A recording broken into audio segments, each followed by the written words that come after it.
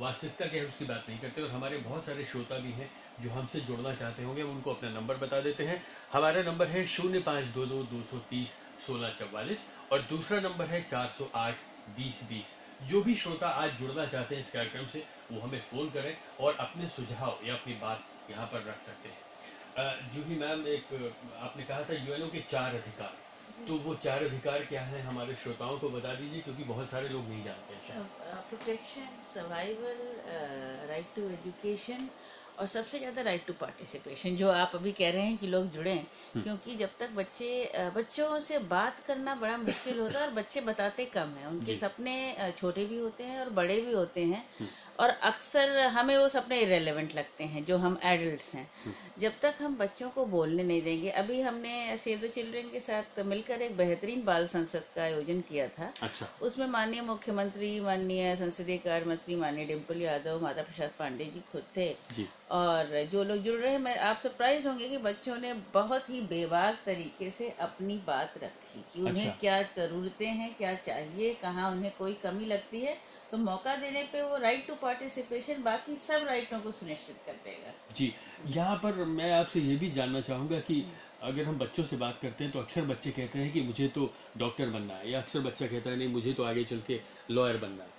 तो क्या हम इन सपनों की बात भी करते हैं, इन राइट्स की बात भी करते हैं? हम इन राइट्स की बात करते हैं, और एक मुद्दा उठ के आया था, वो था लोगों को काउंसिल करने का। बच्चों के स्कूल में काउंसलर्स नहीं हैं। जी। तो ये तो आप एक बहुत अर्बन क्षेत्र के बच्चों की बात कर रहे हैं। हम लोग रूरल क्षेत्र में भी गए हैं और प्रोग्राम में थोड़ा सा अगर ह्यूमर लाए तो वहाँ पर बच्चों से पूछा गया कि आप क्या बनना चाहते हैं, तो 20 लोगों ने कहा कि हम दूल्हा बनना चाहते हैं। अच्छा।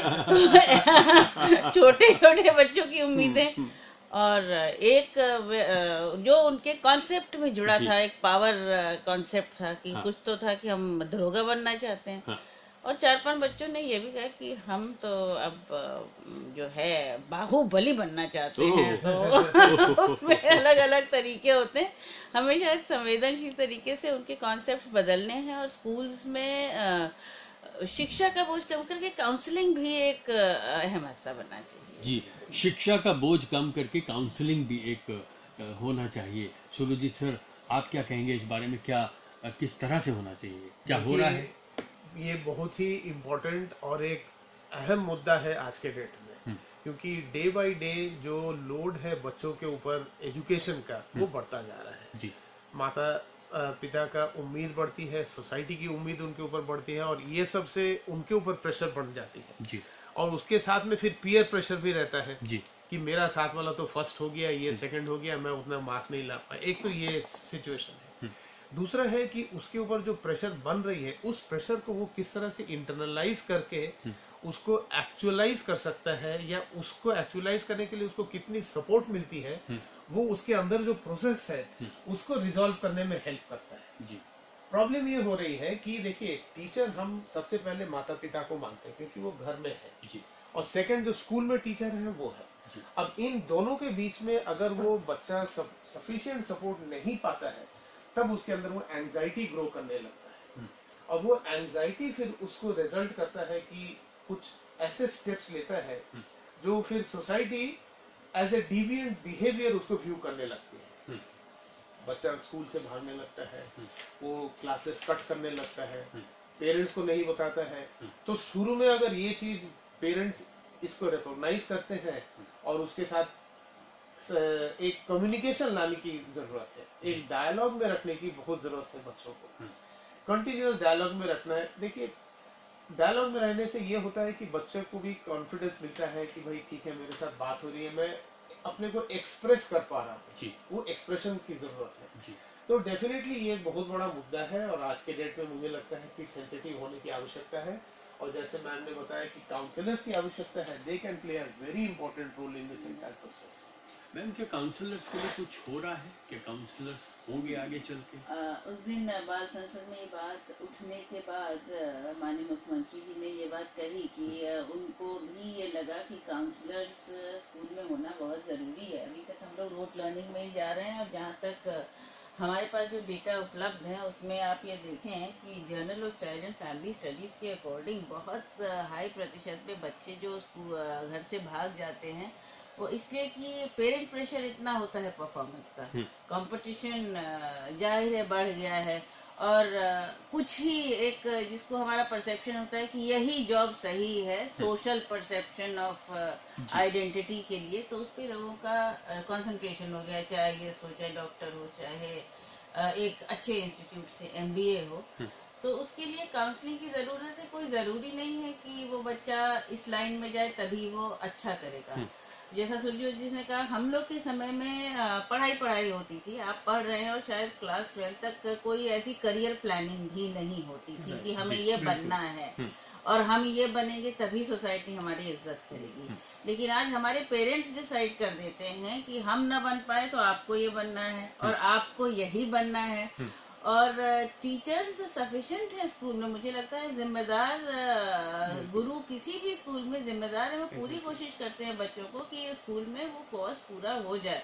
उसके बाद का समय जो खेल कूद का था या रंग बिरंगे सपने थे वो कहीं घूमते जाना है। साथी ने अभी एक ऑलरेडी सर्वे किया था जिसमें ये बताया गया था कि करीब 60% बच्चे जो स्टेशन पे मिलते हैं वो बच्चे भागना नहीं चाहते हैं, लेकिन होता है कि कोई रिपोर्ट कार्ड आ गया, स्कूल में खराब परफॉर्मेंस आ गई, टेस्ट पे साइन करवाना है, उस चक्कर में वो भाग गए। पुलिस की भी यही रिपोर्ट्स कहती हैं। तो कहीं ना कहीं हमें एज एडल्ट थोड़ा सा सेंसिटिव होना पड़ेगा। कोई जरूरी नहीं कि सबकी इंटेलिजेंस एक ही हो, पढ़ाई सब करते हैं, जिंदगी बहुत लंबी है, बहुत से उतार चढ़ाव आएंगे, तो काउंसलर्स गाइड कर पाएंगे। अगर कोई बच्चा स्पोर्ट्स में अच्छा है वो स्पोर्ट्स में एक्सेल करे। एक्सेल का मतलब कि उसकी अपनी आकांक्षाएं पूरी हों जी। कोई बच्चा अगर पढ़ाई में अच्छा है, डॉक्टर बनना चाहता है, साइंस स्ट्रीम में है, साइंस स्ट्रीम पे बहुत प्रेशर कि मेरा बच्चा साइंस ही पढ़ेगा, चलिए साइंस नहीं तो इकोनॉमिक्स पढ़ेगा। ऐसा क्या है, हमारे नेशनल लेवल पे देखें, इंटरनेशनल लेवल पे बहुत से लोगों ने नाम कमाए हैं जो इक्वली गुड इन आर्ट्स हैं। Psychology, sociology, social arts are not irrelevant. तो मेरे ख्याल से काउंसलर्स का रोल बहुत आवश्यक है। और टीचर्स के साथ, टीचर्स बच्चों को रोज देखते हैं क्लास में, तो उनको बेहतर आइडिया होगा कि बच्चों को अगर काउंसलर्स के साथ बैठकर किस तरह से काउंसिल किया जाए। मैम, ये जो सोशल परसेप्शन एक बन गया है जी, डॉक्टर, इंजीनियर, IAS, IPS, आपको क्या लगता है क्या वजह है, क्यों बन गया है ये? बन ये गया है कि एक जो मार्क्स ऑफ हमारे सोशल रिकग्निशन है कि एक IAS है, उसके पास गाड़ी है, उसके पास घर है, और उसके पास एक पावर परसेप्शन जिसको हम कहते हैं कि एक पावर प्ले, कि अगर मेरा बेटा IAS हो जा रहा है या मेरी बेटी IAS हो जा रही है या PCS हो जा रही है या डॉक्टर हो जा रही है, तो उसके हाथ में जिसको हम हिंदी में कहेंगे कि सत्ता परस्त समाज बहुत बदल नहीं रहा है, हमारे सिंबल्स बदले हैं जी। और उस बच्चे को भी हम वैसे ही ग्रूम करते हैं। लाखों बच्चे, आप सोचिए इन सारे एग्जाम्स में देश के करोड़ों बच्चे बैठते हैं, उसमें से एक छोटे से सेक्शन का सिलेक्शन होता है। और भी बहुत जॉब्स है। मैं कहूँगी कि अगर मैं आज काम कर रही हूँ, सुरजीत जी जिस क्षेत्र में काम कर रही हैं, अगर सोशल सेक्टर में हम लोग काम कर रहे हैं, तो न तो हमें ये मलाल है कि हम उस जगह नहीं हैं, और न तो हमें ये अहंकार है कि हम यहाँ काम कर रहे हैं। शायद एक वो जो अहंकार और एक सत्ता की तरफ अट्रैक्शन होता है, वो पेरेंट्स को गिव अप करना पड़ेगा और स्कूल्स में शुरू से नए आयाम लाने पड़ेंगे, क्योंकि अगर उसी के पीछे भागते रहेंगे तो दूसरी चीज जो निगलेक्ट हो रही है वो आर्थिक सशक्तिकरण और बच्चे का कॉन्फिडेंस। वो उसके बाद जो जॉब लेता है वो जॉब जो है उसकी सेकंड चॉइस होती है, जो कि कभी नहीं। टीचर सच ए रिस्पेक्टेड प्रोफेशन जो जिंदगी बनाते हैं, और हमें जब कोई बच्चा कहता है कि मैं टीचर बनना चाहता हूँ, I would be very proud. My first preference for my son was also this. उसने लॉ किया है ऑक्सफोर्ड से. He's a practicing lawyer. I told him कि अगर आप कहीं पढ़ा सकें तो that will be a great pride for me. वो एक समाज का ऐसी जगह है, सोशल सेक्टर, जो हम बिल्कुल ही इग्नोर करते हैं। अगर हम स्कूल्स में अगर थोड़ी सेंसिटिविटी बढ़े कि आप अगर गैर सरकारी संगठनों में भी जा रहे हैं, आप सरकार के साथ, अब बहुत फर्क नहीं पड़ रहा, सरकार खुद भी मिला रही है उनको साथ, क्योंकि सब काम वो नहीं कर सकते हैं और सारा काम हम नहीं कर सकते हैं, तो बहुत बदलाव आएगा जी।